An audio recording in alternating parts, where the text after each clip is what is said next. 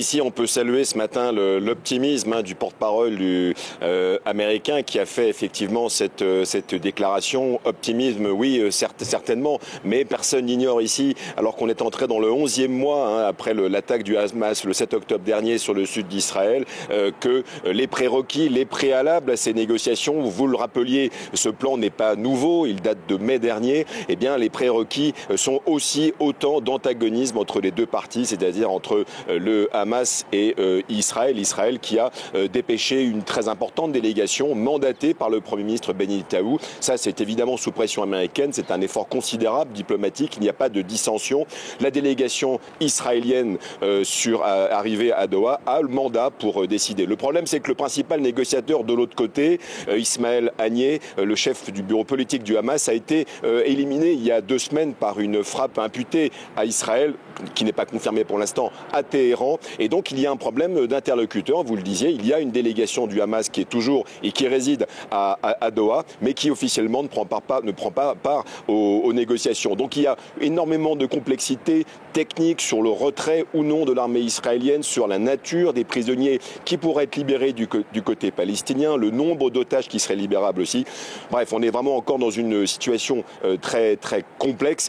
Hélas, pour la situation sur le terrain, vous le rappeliez. Et je rappelle que le dernier cessez-le-feu en date a eu lieu en novembre dernier. Il n'avait permis la libération de 80 otages et de prisonniers politiques et avait surtout permis une petite trêve d'une semaine à la population gazaoui qui vit toujours sous les bombardements quotidiens. Le terrain, parlons-en, Cyril Payen, qu'en est-il de la situation sur le front, sur les fronts, est-on tenté de dire ?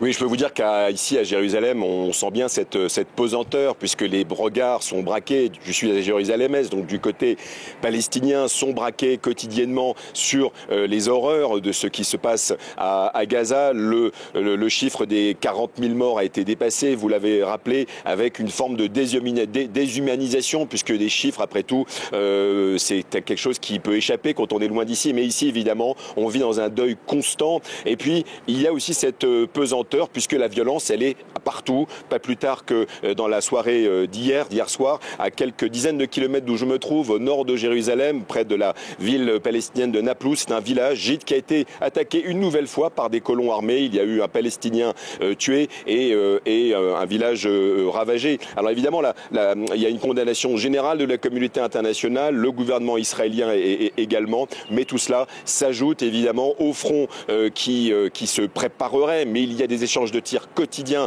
au nord d'Israël entre le Hezbollah, au sud Liban et le nord d'Israël, avec des chiffres alarmants, près de 550 morts du côté libanais, des dizaines du côté israélien. En Cisjordanie, on atteint aussi 650 morts depuis 10 mois. Donc il y a vraiment une multiplication de fronts qui attendent de s'allumer un peu plus et qui vont évidemment peser dans la balance de ces négociations avec cette énorme volatilité qu'on vit ici en Israël, avec évidemment l'épée de Damoclès de cette riposte attendue de Téhéran après l'élimination d'Ismaël Haniyeh il y a 2 semaines à Téhéran et puis l'élimination le même jour, le 30 juillet, de Fouad Choker, le chef militaire du Hezbollah. Là, cette élimination qui a été revendiquée par Israël.